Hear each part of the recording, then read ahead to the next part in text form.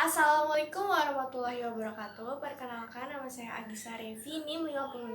Di sini saya akan menjelaskan beberapa materi tentang pragmatik. Yang pertama yaitu ada hakikat multidisipliner dalam pragmatik. Pragmatik adalah aspek-aspek informasi yang disampaikan melalui bahasa yang tidak dikodekan oleh konvensi namun dapat diterima secara umum dalam bentuk-bentuk linguistik yang digunakan, yang muncul secara alamiah dari makna-makna yang dikodekan secara konvensional dan tergantung pada konteks. Masing-masing kata yang dicetak miring dalam kutipan di atas memasukkan berbagai pertimbangan multidisipliner yang bersifat multidisipliner ke dalam definisi pragmatik ini. Masing-masing kata yang bercetak miring tersebut secara berurutan akan dibahas berikut ini. Yang pertama yaitu ada informasi. Di sini juga tampak jelas bahwa saat Cruz memberikan definisi pragmatik, pengertiannya tentang pragmatik secara umum dan informasi, khususnya tentang cukup luas. Memang cukup luas untuk membuat pendekatan pemrosesan informasi para ahli psikologi kognitif dan para peneliti intelijensi artifisial tersebut sejalan dengan definisi ini.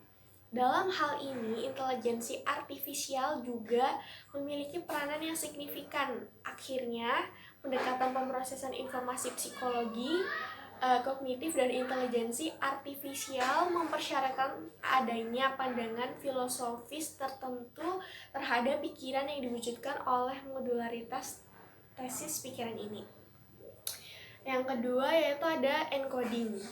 Dalam encoding linguistik, pikiran diubah menjadi bentuk linguistik yang kemudian dapat menjalankan komunikasi. Proses encoding ini hanya dapat dipahami bila ada konteks komunikasi yang lebih luas, yakni adanya seseorang penerima yang dapat mengkodekan bentuk linguistik yang dikomunikasikan tersebut. Sedangkan decoding merupakan aktivitas psikolinguistik yang kompleks yang melibatkan sejumlah proses yang saling berhubungan. Sebagian proses ini memanfaatkan pengetahuan kita tentang makna kata-kata agar dapat memperoleh makna semantik bentuk linguistik.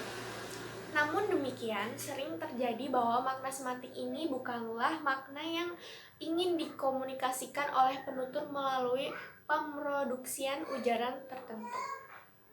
Selanjutnya yaitu ada konvensi. Makna semantik merupakan bentuk makna yang bersifat konvensional sebagai bagian dari pembelajaran kita terhadap bahasa Inggris, sehingga kita dapat tahu bahwa kata berarti hal tertentu berdasarkan konvensi yang telah diterima secara umum.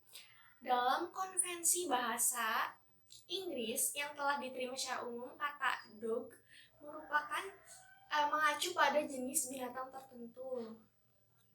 Makna semantik dapat dikontraskan dengan makna pragmatik yang dengan jelas tidak bersifat konvensional, bahwa sebuah ujaran menghasilkan implikatur percakapan tertentu dalam suatu konteks tertentu bukanlah bagian dari konvensi bahasa manapun. Implikatur ini hanya dapat diperoleh dengan mengambil penalaran dari hubungan antara makna konvensional sebuah ujaran dengan konteksnya. Selanjutnya itu ada konteks. Kita dapat mendapatkan definisi pragmatik yang lengkap bila konteks tidak disebutkan. Gagasan tentang konteks berada di luar pengejauhan tahannya yang jelas, seperti latar fisik tempat dihasilkannya suatu ujaran yang mencakup faktor-faktor linguistik, sosial, dan eptimis. Bagaimana faktor-faktor ini saling berhubungan dengan bahasa sehingga menghasilkan makna yang telah dikaji oleh sejumlah disiplin ilmu. Hasil penelitian ini menyimpulkan bahwa bahasa pada umumnya dan argumentasinya pada khususnya memiliki premis-premis yang tersirat. Dengan harapan premis-premis itu dapat disusun kembali berdasarkan konteks argumentasi. Prinsip yang menuntun proses rekonstruksi argumen dengan prinsip-prinsip rekonstruksi dapat dioperasikan dalam interpretasi pragmatik terhadap ujaran. Di samping memainkan peranan penting dalam rekonstruksi argumen, konteks juga tidak dapat dipisahkan dari proses evaluasi argumen. Ya, selanjutnya yaitu ada penggunaan. Jika saja suatu kebutuhan untuk memberikan justifikasi terhadap pragmatik sebagai cabang inquiry linguistik yang berada, tidak ada justifikasi yang lebih kuat dibandingkan yang diberikan oleh kasus penggunaan bahasa. Beberapa kajian linguistik klinis telah berulang kali mengungkapkan banyak sekali pasien yang mengalami gangguan bahasa pada tingkat struktural bahasa, fonologi, sintaksis, atau semantik relatif utuh. Namun terjadi kemacetan tertentu dalam menggunakan bahasa. Selanjutnya saya akan menyampaikan teori tentang tindak tutur. Tindak tutur adalah bagian dari pragmatik. Tindak tutur merupakan pengujaran kalimat untuk menyatakan agar suatu maksud dari pembicara diketahui pendengaran. Tindak tutur merupakan bagian dari peristiwa tutur, dan peristiwa tutur merupakan bagian situasi tutur. Setiap peristiwa tutur terbatas pada kegiatan atau aspek-aspek kegiatan yang secara langsung diatur oleh kaidah atau norma bagi penutur. Menurut Sumarsono dan Pratama tahun 2010. Menurut Rahardi tahun 2005 dan Rusminto tahun 2012, terdapat beberapa jenis tindak tutur, yaitu sebagai berikut. Yang pertama, tindak tutur lokusi. Tindak tutur lokusi adalah tindak tutur untuk menyatakan sesuatu. Makna tuturan yang disampaikan biasanya adalah sebuah fakta atau keadaan yang sebenarnya. Dalam tindak tutur lokusi, informasi yang disampaikan adalah yang sebenarnya. Tindak tutur ini tidak mendukung makna tersembunyi di balik tuturannya dan tidak menghendaki adanya suatu tindakan atau efek tertentu dari mitra tuturnya. Yang kedua ada tindak tutur ilokusi. Tindak tutur ilokusi merupakan tindak tutur yang mengandung makna tersembunyi atau makna lain yang dikehendaki oleh penutur terhadap mitra tutur. Tindak tutur ilokusi adalah tindak tutur yang mengandung daya untuk melakukan tindakan tertentu dalam hubungannya dengan mengatakan sesuatu. Selanjutnya yaitu ada tindak tutur perlokusi.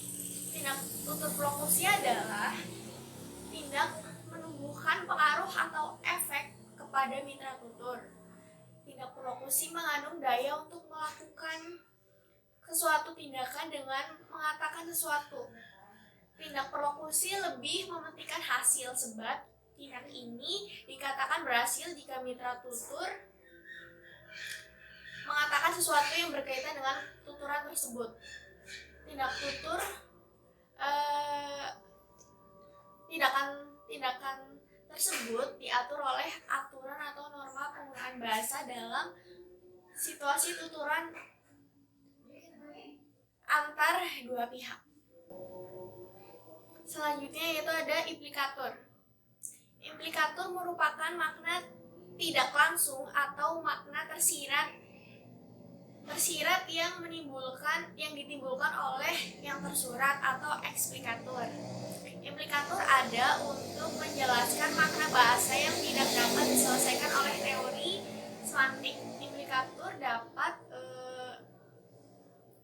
memberikan penjelasan fungsional atas fakta-fakta kebahasaan yang tidak terjangkau oleh teori linguistik atau struktural. Selanjutnya yaitu ada contoh Contoh implikator. Suto adalah orang Medan sehingga wataknya keras. Implikasi tuturan tersebut adalah bahwa watak keras Suto karena dia orang Medan. Apabila Suto bukan orang Medan yang didominan suku Batak, tentu saja tuturan tersebut tidak berimplikasi bahwa watak keras Suto karena ia orang Medan.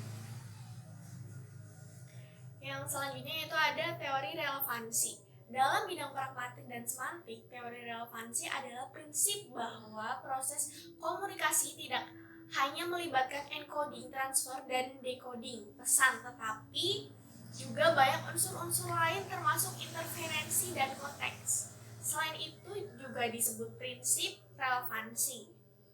Teori relevansi merupakan sebuah teori dalam kajian pragmatik yang mengharuskan adanya kesesuaian antara pertanyaan dan jawaban dalam sebuah komunikasi.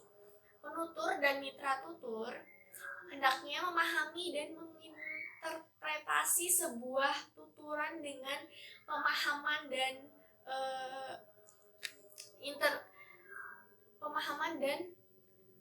antara interpretasi yang sama. Berdasarkan prinsip kerjasama GRIS, Kus Hartanti tahun 2005, antar penutur dan mitra tutur hendaknya mematuhi prinsip kerjasama yang baik dalam berkomunikasi. Adapun prinsip kerjasama yang dimaksud terdiri dari 4 maksim, yaitu maksim kuantitas, maksim kualitas, maksim relevansi, dan maksim cara. Selanjutnya saya akan menyampaikan materi tentang teori dieksis. Teori dieksis ya, bisa dilihat. Dieksis adalah kata atau frase yang rujukannya tidak tetap. Ada 3 jenis dieksis, yaitu dieksis ruang, misalnya ini, itu, ini, di situ, dan begitu. Lalu yang kedua ada dieksis persona, misalnya saya, kamu, dan ia. Dan dieksis waktu, misalnya kemarin, sekarang, dan besok. Ketiga jenis dieksis ini bergantung pada interpretasi para peserta komunikasi yang berada di dalam konteks yang sama. Dalam pragmatik, peranggapan atau presuposisi adalah pengetahuan bersama yang dimiliki oleh penutur dan mitra tutur yang melatar belakangi suatu tindak tutur. Kesamaan peranggapan dan akan memperlancar komunikasi, sedangkan perbedaan peranggapan akan menghambat komunikasi. Sebagai contoh saat menanggapi pernyataan penutur, pada waktu itu mobil saya melaju dengan kecepatan tinggi. Bila mitra tutur belum mengetahui bahwa penutur memiliki mobil, mitra tutur akan menanggapi, kamu punya mobil. Peranggapan penutur salah dan komunikasi menjadi terhambat. Selanjutnya yaitu yang terakhir ada teori makna. Makna merupakan suatu gagasan yang kompleks. Studi tentang makna berkaitan dengan berbagai disiplin ilmu, meliputi filsafat, linguistik, neurologi, semiotik, pragmatik, dan semantik. Teori makna memiliki 3 pendekatan. Pendekatan yang pertama yaitu pendekatan referensial, yang kedua pendekatan psikologi, dan yang ketiga sosial makna atau pragmatik. Yang pertama pendekatan referensial merupakan pendekatan yang dibentuk dari intuisi yang kemudian disebut denotasional makna. Intuisi referensial tersebut berkaitan dengan kapasitas kalimat untuk mendeskripsikan berbagai keadaan di dunia. Jaja Sudarma tahun 1993 menyatakan 3 aspek penting dalam hubungan referensial, yaitu yang pertama kata sebagai satuan fonologis, yang kedua kata sebagai pembentuk makna suatu konsep ya, yang ketiga kata dalam dunia kenyataan dengan membentuk makna dengan demikian dapat disimpulkan bahwa hubungan referensial adalah hubungan antara sebuah kata dan dunia luar bahasa yang dibentuk oleh pembicara. Selanjutnya yang kedua yaitu ada teori makna tidak lepas dari keadaan psikologis seseorang. Pendekatan psikologis ini mendapatkan perhatian dari Noam Chomsky dengan tata bahasa generatif dan Fodor yang menyebutnya metalase. Teori tata bahasa Chomsky dipelajari sebagai bagian dari domain kognitif yang lebih luas, sedangkan Fodor itu menyatakan suatu klaim bahwa manusia memiliki representasi mental bahasa, pikiran, hipotesis relevansi kebahasaan oleh Sapir dan Wolf merupakan hipotesis yang terkenal tentang hubungan pikiran dengan bahasa. Yang ketiga yaitu ada pendekatan makna sosial, juga dikenal dengan sebutan makna dalam tindakan. Pendekatan sosial makna dikaji dalam analisis wacana dan analisis percakapan. Kegiatan analisis tersebut merupakan integrasi pragmatik linguistik. Bentuk wacana itu berdasarkan karya orang membuat wacana meliputi yang pertama teks atau wacana dalam wujud tulisan atau grafis. Yang kedua katau atau wacana dalam wujud ucapan. Yang ketiga ada atau wacana dalam wujud tindakan, dan yang keempat artifak dan atau wacana dalam bentuk wujud ucapan. Berdasarkan paparan tersebut dapat disimpulkan bahwa pragmatik berhubungan dengan makna. Makna berhubungan dengan ilmu disiplin lain. Makna dapat dilihat dengan pendekatan referensial, psikologis, dan sosial makna. Ya, berikut adalah penjelasan mengenai materi pragmatik. Sekian dari saya. Wassalamualaikum warahmatullahi wabarakatuh.